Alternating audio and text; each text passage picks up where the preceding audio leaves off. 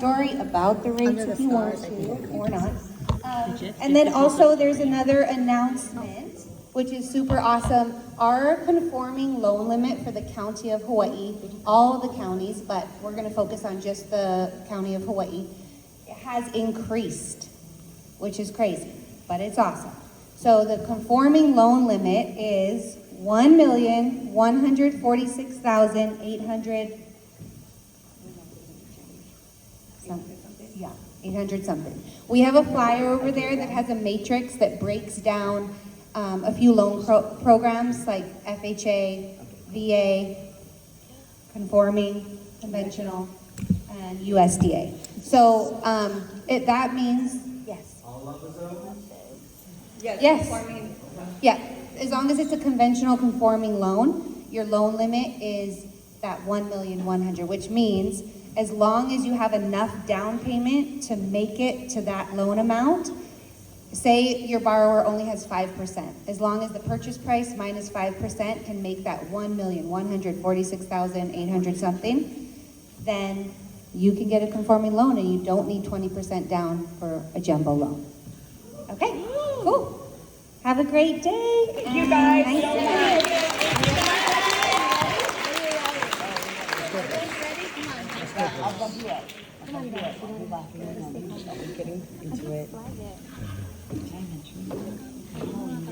One more round of applause, you guys. Was that awesome? And you guys got a good, solid takeaway, right? Yes.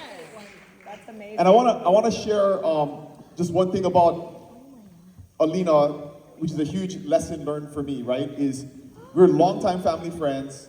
I emceed their wedding. Like that's how, like we're friends, right? And a few years ago, my loan officer that I had inherited from my mom was retiring. And there's a lot of loan officers in town, and we generate a lot of business, right? And there was only one person that asked me to lunch and said, I know Ronnie's retiring. I'd love to help you with your mortgage needs for your clients. And I said, you got it, right? It was that simple. But don't take for granted your friends and your family, the people closest to you. That's your best source of business, you guys. And you don't ask them about it, you don't tell them about it, you don't talk to you what you do about it. Like if you don't ask, nobody's gonna help you, right? And so that's a big lesson learned and takeaway that I've always remembered is like, don't take for granted the people that are closest to you because they're probably your biggest source of business and you just don't talk to them about it, you don't ask them for it. And same thing with us, there's so much support in this community for you, but if you don't ask, we don't know, right? If you're just suffering in silence, we don't know, I always tell my wife all the time, like, I'll go to the ends of the earth to make you happy, but I won't read your mind. I cannot. Impossible. I'm like, good at a lot of things, but I cannot read your mind, right? You gotta tell me what you want, I'll make it happen, but you gotta ask. So don't take that for granted. Make sure you're talking to your friends and your family, even your closest ones. If not, they're gonna go on Zillow and contact one of us, and then they're gonna do the deal for you because you didn't ask them. All right? Okay. Up next, one of my favorite sessions throughout this is we do a rising star panel of agents that are new into the business. I feel like I learn as much from a brand new agent as I do like experienced heavy hitters that are crushing it at a high level, because sometimes it's the small, simple things in life that make a huge difference. I'm gonna talk about this later on, but I'll give you an example. Lonnie was up here last year, and she is someone that has been a rising star, just completely crushes. I think she's done like 16 transactions in her like second year, and she's changed 2 words in a script that we use that dramatically, I feel like changed the tone of a conversation when you open with a different script.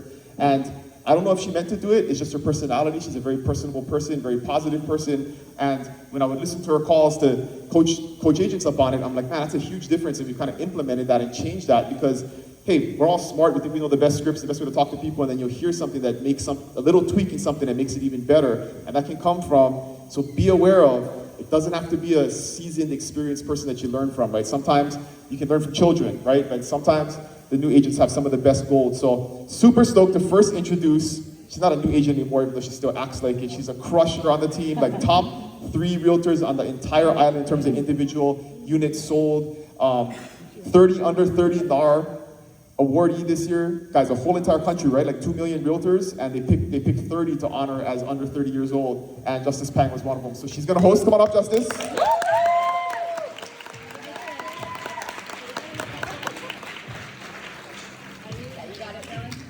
And I'm gonna let you introduce your panel, all right? All right, here we go. Welcome, Justice, everybody.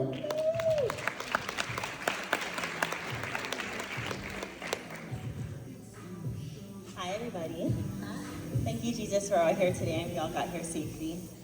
So my panel today is going to be Jesse, Sierra, Likeke. Let's welcome them up. Yes. These are rock stars that service the entire island. Yeah, perfect. So these are rock stars, guys. These are rising stars, not necessarily new in the business, but with this market, how challenging it is. I mean, to do what they did is really, really amazing. And going into 2024, we're going to do even better as a whole. So let's see how we're all set up here. Perfect. Okay, so how's everybody feeling today? I don't know how we're going to follow those last few speeches, my goodness, but it's going to be awesome. So we're ready to hear from the Level Up Rising Stars. I don't know about you guys, but my first year in real estate, I was super scared. And you may have heard my speech from last Level Up.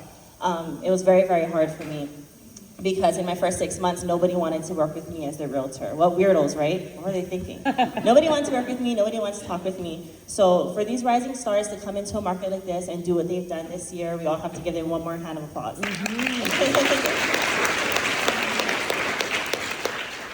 So let's allow them to also introduce themselves. Could you please give us your name, how long you've been in the business, and how many units you've sold this year so far? No worry, I'll share. It's too white stuff. Oh, I'm sorry. Turn that one on. Hi, guys. Oh. Hello? Yes. We're good. Well, I'm Jessie Grace. I am happily married. I'm a mother of 5, grandmother of 11, and a great grandma. I got into the real estate business in 2021, and I started, and all I did was study, do the classes, listen to all the tapes, do all the training. And one day, Dylan said, okay, you're gonna get calls. I'm gonna get what? He said, you're gonna get calls. You've gotta take the calls. And I started taking the calls. And my first year, I had to pull this up. 2022, I did 10 closing, $3 million. This year, I did 5 closing and 4 listings. So my first year, I didn't have any listings. The listings, the total listings is 7.2 million, and I'm on track right now. Right now, I have 1.7. Wow. In closing. That's what the thing said. That's awesome. That's awesome. I went on, I'm like, oh, okay, oh, cool. To introduce myself at this point? Yeah. How many units you've sold so far this year? And then you did how long you've been in the business, so you're good. Okay, but I do need to share referrals. So I got busy, and I was like, oh, I can't do all of this. And you know what the nice thing is when you get one commission report come up that you knew nothing about. Oh my God. It's the best thing ever. I'm like, wait, what? I'm getting paid today, what? This amount, so if I add that up, it would be a total of 8 closing and 7 listings that I referred out. Wow, and then the 7 listings are equivalent to 7 million, you said, in volume? No, that's just the 3 listings. Oh, I the have. 3. Oh my I have gosh, 3 you guys. listings at 7.2. We don't see that on the east side, so that's amazing. Let's clap again, please. I'm lucky if I see 500,000. Okay, Sierra. I'm not gonna go into all like how she did. Okay, so I'm Sierra and I'm on the east side. I was born and raised in Hilo, Hawaii, and I'm a mother of 3. We're gonna talk about our family tree. And I have 15 sales this year. Ooh, And wow. I've had my license since 2021. Wow, awesome. Hey everybody, Likeke Sawyer. I'm from the east side, originally from Molokai. I probably know the person that was in the bushes filming the video. It's probably my cousin. But anyways, yeah, I've been in the business about a year. Side note, about a year and a half ago, I was in the crowd here, unlicensed. Didn't even take the test yet. And being at this conference really opened my eyes and showed me that I could do it. So anybody out there unlicensed, go get it. But yeah, in my first year, this year, I've done about 13.5 transactions, with 2 more hopefully closing by the end of the year. So Awesome. we're about 2 million, just under 2 million sales. Wow, that's so awesome.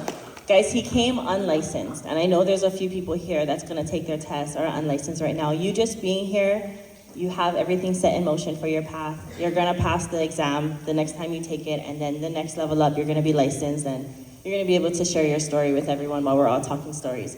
So the thing that the three of them have in common is they don't say no. It's healthy to say no sometimes, but when it comes to getting a commission check, it's not only take the client, it's find them a referral, match them with someone. Say yes, I can help you, but that's maybe not you helping them, that's someone you know that can help them. So let's keep that in mind. Everybody wants to know, you guys, what's the biggest challenge that you faced in real estate this past 2023? Because this market was different for a lot of us.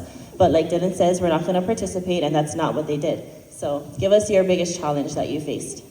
I'll go first. I guess for me, the biggest challenge was I came from a corporate job. I was working for T-Mobile as a sales manager for about 10 years. I was on 9 to 5 or even later sometimes. But it was very structured, so I had a lot of you clock in, you clock out, and you go home. When I decided to step down, my wife, who also owns a business, she's a business owner, her business started taking off. And she's a florist and she does weddings. She had a wedding that she turned down that was almost $80,000 for a wedding to do flowers. And we really sat there, we thought about it, and we were like, we've got to be able to take advantage of this. And the only way we can do that is if I step down from my job and I support her in her business and I try to take up real estate. So the biggest challenge I think we had in our first year, or I had in my first year, is really supporting her in her business as it is our primary income, until I can get up and running in real estate, and still building my business and doing everything I needed to do to succeed in real estate to, I guess, support her as well. And it goes on to today. I mean, I planned to show a house to a customer yesterday, and I got stuck blow drying in Arbor for about 6 hours because it was raining so hard and the paint wouldn't dry. So it's definitely a challenge. Just we're both business owners. We both have a lot going on, and we have 2 children. So making sure that we can still take care of our children and run our businesses successfully and support each other. So it was a lot of challenges, but I guess it turned out all right. Yeah. That's so awesome. It's so important to support one another and to accept support too, because, you know, her being the main business right now, at some point your business is also gonna, you know, be at that same level too, and you're already headed there. So super, super excited for you. This guy never says no, you guys. I called him on was it a Saturday? And I was at a petting zoo. I don't know what I was doing there. I have no small kids, whatever. I was with Selena. And I was like, oh my gosh, my client wants to see this 1.35. Can you please go? And he's like, oh man, I have the kids and they're feeling sick. I said, don't worry about it. And he called me back like 7 minutes later. I'll just bring the kids with me. I'm gonna go. I said, no, it's fine. He's like, no, I'm going, Justice. Send me the MLS. I'm like, okay, here. So he's awesome. Sierra, the biggest challenge you faced this year in real estate? The biggest challenge I faced this year in real estate is I work full time for DOE and I don't have enough time in the day. No, I'm just kidding. The Her biggest day challenge, starts at 4, you guys. Yes. She wakes up at 4 and she's texting us like a maniac. Go ahead. because I have to nurture clients. But my biggest challenge was pouring into clients and, you know, showing them a bunch of houses, and then they ghost you. Like, you don't get a second date. It was like, okay, we did all this and now that. But it's all about perspective, right? Like, there's something to learn from it and move on, and we're not going to stay in that mindset, and we're going to keep going. That was my biggest challenge. Awesome. I want to ask you one more question. So getting up at 4, just tell us how you do it. What's the secret? Well, I have an amazing guy who does this thing at 5 a.m. Whoa! So, Oh my God! his name is Dylan. He has Oh my! 5 at 5. And you start your day on a positive note. We all go around, we talk about what we're grateful for and what we're happy for, and we do a quote. And people are always like, why are you so happy? I'm like, I started my day in this thing. It's just, I don't even know how to explain it. It's done so much for me. Wait, that's it? She's referring to the 5 at 5, you guys. Dylan and her have 5 nothing going on.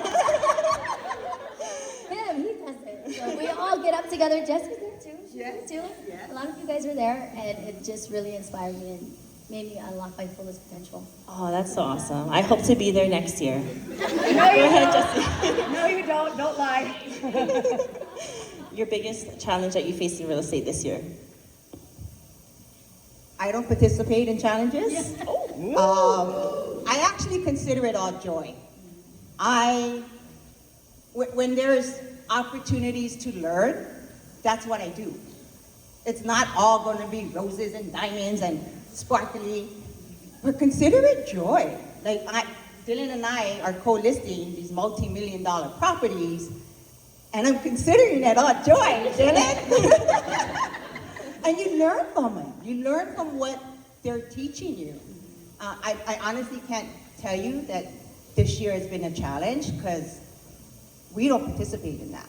EXP doesn't participate in that. The agency team doesn't participate in that. We just wake up at 5 o'clock in the morning and do our motivation and get on our computers and start working.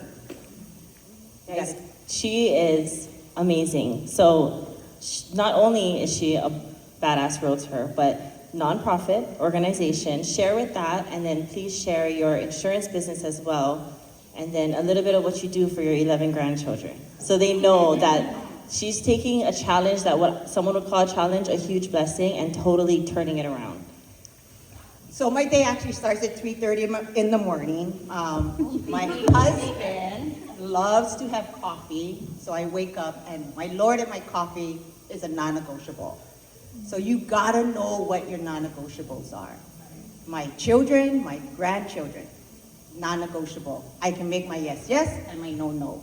I wake up at 3:30, have coffee with my husband, plan our day, make lunch for 7 people in the house. My granddaughter, who's an avid athlete, she eats very healthy. So I have to pre-make their meals, and that's, by the time I'm done, I'm on 5 at 5. And I also started a non-profit because I work with Kupuna and I also have Keikis, and there is this gap between the two of them. And I've seen where, unfortunately, these Keikis, and good the TV broke, I wish all these electronics would break, but the Keikis need to learn, because I did that, my children did that, was sit at the feet of their Kupuna and listen to them and learn from their experiences, and that you don't see that much anymore. So that's what my nonprofit is called, Lailoa, and my son named it Lailoa because that's a surf spot down at Miloli'i where we raised our 3 kids. Sorry, my first husband passed away, so now I get 5. Scratch that from the video, please. And that surf spot is where my ex-husband, who has passed, taught my son to surf, and now my son has taught his grandson. And that's where we got the bridging the gap from Keiki to Kupuna. And then I also do Medicare health insurance. So if you're 65 and over, it's open annual enrollment period now, and I am swamped. It's busy, it's crazy. Like yesterday, my phone couldn't stop ringing. Okay, I'm ready. Okay, I'm ready. Okay, I'm ready. And this started October 15th. They wait till November 30th to call me. And I'm okay, take care of them. So that's if anyone knows insurance business, that's a full-time business. But I love what I do. When you see that pressure taken off of the seniors regarding Medicare and their health insurance, and you can help them save in their finances, just that stress relief makes me happy. And working with Kupuna is so amazing because they're always giving. I'll never go to a Kupuna house and leave empty, never. So besides real estate, the Kupunas, the Keiki, the nonprofit, I support my 11 grandkids with all of their extra curriculum, take them to their workouts, take them to their practices. At one point, I was a football association president.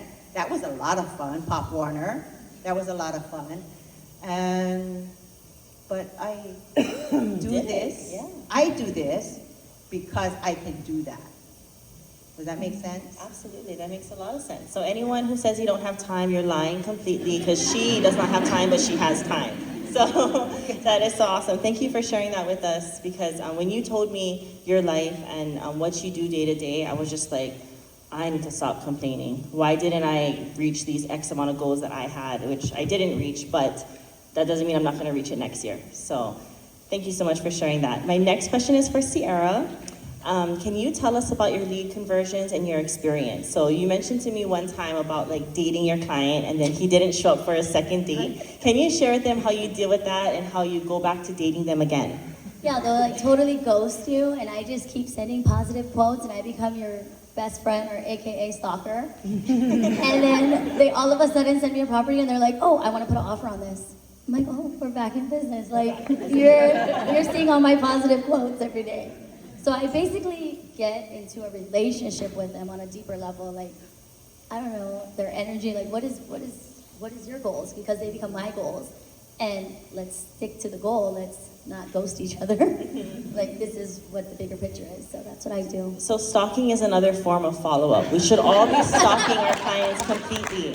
What are they posting on Instagram? Like, if they post avocado toast, text them, how was your avocado Yeah, toast this morning? And so that you can get back in business Like, and you're work on with social them. media, but you're not texting me? Yeah, there's no other realtor asking him about his toast. So Yeah, so be that I'm realtor. talking about everything. It's not just real estate. I hear everything under the sun, and I want to talk about everything with you because I want to be your go-to just as a friend. I'm always like, okay, you have a friend in Hilo. And it's not a front, you guys. She's so compassionate. I went through a few rough patches a few weeks ago. The quotes were leadership quotes. They were forgiving quotes. They were scriptures. And so she really matches it. She's not just sending whatever she sees on Pinterest. She's finding out who you are and what she can do to help you. So Yeah. I love you, Sierra. Thank you so much. Likeke, the next question is for you. We want to know the biggest lesson you've learned. Do not fly a drone over Hawaiian Acres at 8 a.m. Don't You will get yelled at consistently. No, really, but don't do that, yeah. Really, it's momentum. Building momentum and keeping the momentum going and staying consistent. Like I mentioned, I came from a corporate job, 9 to 5. You get a paycheck every 2 weeks and you're good. And you don't think about much more. But in real estate, you really have to plan out your income. If you don't know what you're getting on a month-to-month basis, it's hard to plan your life. So just understanding that momentum leads to sales and sales lead to commission, you have to keep the momentum going. And if you don't, you don't have income. And one of the things that I learned pretty quick was, I'm sure you get 1 or 2 deals in escrow or 3 deals in escrow and you're like, okay, now we can take a little bit of a break. I can breathe for about a week or 2, and then 2 deals fall out of escrow and 1 gets an extension and you don't have a paycheck coming for 3 months and you're, what is going on? So that whole relaxing and taking a breath part, it kind of slows you down. You lose your momentum and then you have to start from zero again to build it up. So one of my biggest things was keep the momentum going. Don't stop just because you have a couple of deals in escrow and you feel comfortable or you think you have some money coming. No, you have to keep working at it. You have to keep grinding to get that consistency. And part of that is saying yes. Saying yes to everything. I mean, within reason. But I like the movie Yes Man with Jim Carrey. That's a little extreme, but similar concept is just say yes to every opportunity that comes your way, and that helps to keep that momentum going. And that was my biggest thing that I took away. Thank you for sharing that, sharing about income, because it's something that I really haven't heard too much on this stage, and we should touch on a little bit. There's a stat that Tom Ferry shared. You meet someone, and you're not going to get paid from that person until 121 days after you meet them. So think of, don't look at everyone like money, but think of it as, hey, I met you, you're a qualified or want to be qualified buyer or seller. I'm going to get a paycheck from you in a couple months, so don't stop. And I really think it's going to motivate you to pursue that relationship, because especially with Zillow, you have a lot of people who just don't want to get pre-qualified. They're scared, but they want the house. So you have to bridge that gap and motivate them to do that, knowing that it's not until they get qualified till you can see homes and then sell them a home. I like to say, if you don't work today, you don't get paid exactly 3 months from today. So if I was off yesterday, don't expect a check 3 months from then, and plan for that. Another good thing to know is when you get a big paycheck. So I work on the east side, and our paychecks are not as big because the sales price is not as big. And my first big paycheck, I was like, I'm gonna go to Louis Vuitton. Don't do that, but do it and learn your own lesson, and then don't do it later. So I had to learn my own lesson. I can't be doing that, and that's just part of owning a business. You learn your lessons and you change your ways. So I won't be doing that anymore. And I have accountability partners. And does everybody hear that she won't be doing that anymore? And you guys are all, I was just gonna say, you're all my accountability partners. So you see me posting something, tell me, get out of there. Go, leave Ala Moana now and go home now. Yes. I'm just kidding, treat yourself. But keep in mind that, in this business, we don't know when we're gonna get paid next. And I've had deals, especially this year, fall out like after J3. And they don't even care about their EMD. I'm like, sis, it's gone. you need to buy this house or you're gonna lose your EMD, and they just don't want it, or things come up. So it can fall out at any time. My next question is for Miss Jessie. I would like to know the number one thing you'd recommend to a brand new agent or someone who's gonna get licensed like this month. What's the first thing you would tell them, or tip or advice? Get a mentor. Get a mentor and just be a sponge. And don't wait. You're not gonna know everything, and that's where I was back by 12 months. Like if I just answered the phone, I would have had sales my first year, but I thought I needed to know everything, and you don't. You don't need to know everything, and if you don't know everything, that's why you have your mentor. That's why you have Kamalani. And we can call on to Kamalani when I don't know it. I can call Dylan, Andrew, Kamalani. So get a mentor, get someone, and ask for help. Just like Dylan said, we can't read minds, so even your mentor that's helping you, don't think you're a bother. I mean, obviously don't call them at 3 a.m. Text them, hey, call me when you wake up, and do things the right way, but use us, because this team, that's what we're here for. We want to support one another. And don't be scared of the brokers. All of them are so nice and sweet. Call your broker, bother Dylan, and don't think Dylan is upset with you. When he answers, yeah, what's up? He answers his phone to me like that. I'm like, I'm just trying to check on you. What do you need? So, yeah, just get to the point with him, but with everyone else, talk story with them. They want to be there for you. So Sierra, I want to know how you prospect. So her day starts at 4, she gets her thing on with Dylan at 5, and then she gets to work at 7. She loves these jokes, it's fine. She gets to work 7, right? I start at 6. Oh, Jesus. I start at 6 and I'm on campus from 6 to 2. At the DOE, is that illegal? White Camp. Why are you there Shout that out to White early? Camp. It's still dark. Well, she's at the school at 6. She leaves 4. I leave at 2:30. At 2:30, and then she does her real estate. So give us a little bit about how you prospect. Where do you fit that in and all that? In the corner, so where it's quiet. That's why I'm answering these calls, and that's why they're so fast. If you listen to any of those in training, I missed a lot of punches because I'm like, okay, the kids are coming in, they're gonna hear them, But really, my day is from 4 a.m. because the East Coast is up, and so is the West Coast, and they've already been halfway through their day, and they're ready to talk, and they're ready to check in. And then as soon as I get off at 2:30, I'm in my car, I'm going to showings. And then I get home and I continue my contracts. That is and all crazy. that. And she's not lying. She writes a contract every night. It's ridiculous. Yeah, She posted on it's her story. I'm nightly. like, oh, she better not be going for the house we're all going for. It's We all always go the same there. us. We're all That's reading our the contract for the struggle. same That's house. why you don't see the address. So awesome. Thank you for sharing that with us. Likeke, so you said that you were in T-Mobile sales, also a car salesman. This guy can sell anything. Give him Krispy Kremes, it's gone in a second. How does your sales with those businesses relate to real estate? It's pretty much the same, to be honest. I was always a strong believer that if you could be a salesperson, you'd always have a job. No matter where you go, what you're doing in life, there's always going to be a position you can have if you know how to sell something. So just having those solid basics to start, stepping into real estate, I think it really helped me. It gave me a leg up, just knowing how to communicate with people, how to stay organized, how to get things done in a timely manner. But yeah, I've been doing sales for half of my life, over 20 years, all in all. But yeah, it's the same thing. It's like riding a exactly bike. the same, yes. Yeah? So if you can sell cell phones, you can sell houses. So anyone in retail, anyone who even waitressing, I was a waitress for 8 years, anyone that's serving the community and helping someone get from point A to point B, just believe that you have what it takes to be a realtor, because that's really all it is. You're guiding someone, you're helping them, and you're making a sale. So that's really awesome. We have a closing question, and I'd like everybody to answer it at their own time, please.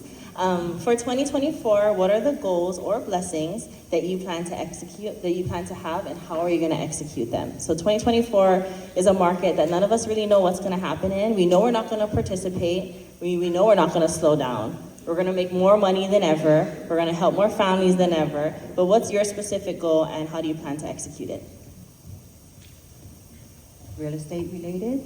Anything. Give it all to us. So, much goals. So many goals, so many goals. Yeah, and the clock is ticking over here. It's okay. That's why we have this level up, so we can plan our goals for 2024. My one goal is, my serious goal is getting my eldest grandson into a college. We started when he was a sophomore, and this year he's a senior. He was a starting quarterback for Honoka'a, and after his last game, he runs up to me crying, hugging me, telling me, "Grandma, I want to go to college." His senior year, and I'm like, "Okay, boy, we'll figure this out." So that's a huge goal for me. If my grandkids want to go to private school, they'll go to private school, and that's why I work. Real estate, insurance, is to provide education for these kids. So that's my goal, is to get my eldest grandson, and I have 4 graduating all in a row. I have Elijah, a senior, Kennedy Grace, a junior, Ezekiah is a sophomore, and then our freshman, Maya, is at Kapalama. So 4 in a row. So I'll be busy starting 2024. That's so awesome, and that's so selfless. And I love that education is so important to you, because, you know, a lot of people, they don't take it as serious, or they feel that, like my parents were like, "Oh, if you want to go to college, pay for it yourself." And I'm happy I did, though, because I was like, I'm paying for this. I'm paying attention. Shut up. Stop talking while the teacher's talking. Like, I was taking it really, really serious. But you've started it for them from such a young age, so they appreciate you and all that you do for them. And so I know they're going to do great in college, and he's going to get into any college he wants to get into.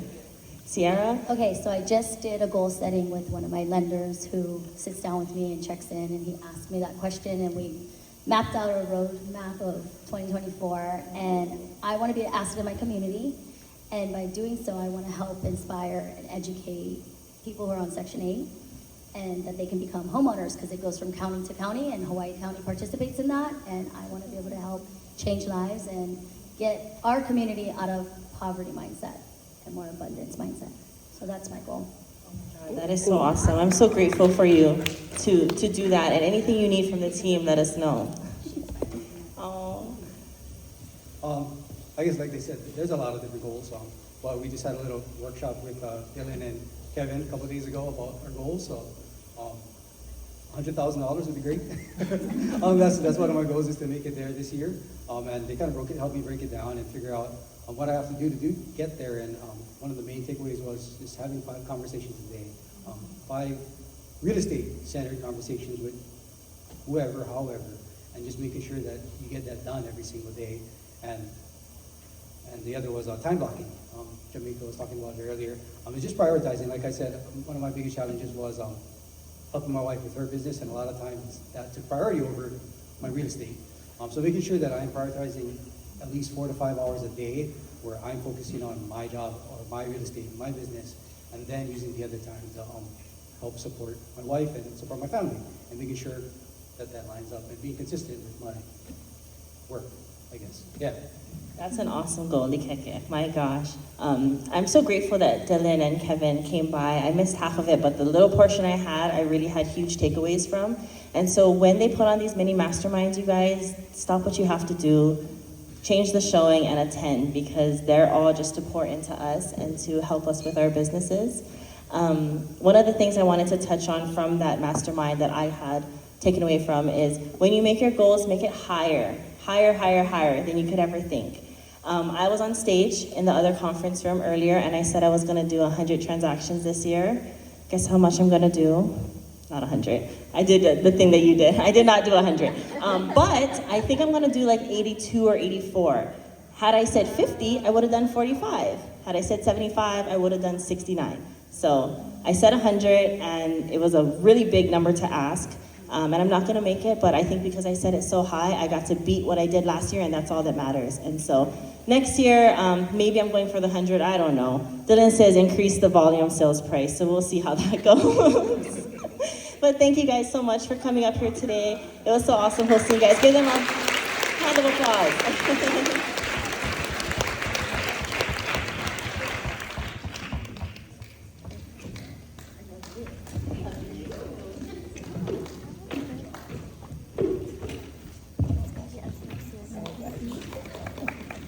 One more round of applause, guys. They're awesome, right? a reminder from the end of that was when you talk about goals, we always think about